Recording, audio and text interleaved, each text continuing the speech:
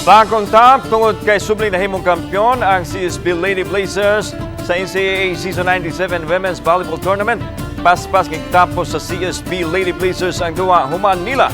Ilang paso ang Arellano Lady Chiefs sulod lang sa tulog ka set. Nahitabo ang init nga hinampakay og dipinsa sa duha ka team.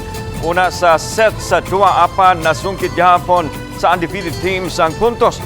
Sa pagsulod sa ikaduha o katapusang set sa 2, wa nahatagi kayon sa CSB Lady Blazers nga makapas ang Arellano Lady Chiefs ug gihuman ang pareho nga set nga tunay dakong labaw batok sa Lady Chiefs.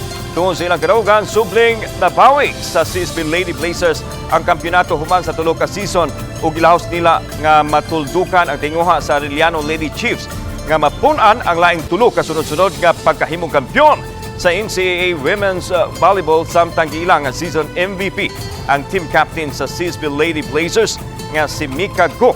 Gilosab nga Rookie of the Year si Catherine Santos nga gikan sa San Sebastian Lady Stars. Finals MVP usab si Gail Pascual ug Coach of the Year si Head Coach Jerry Ye sa De La Salle College of St. Benil.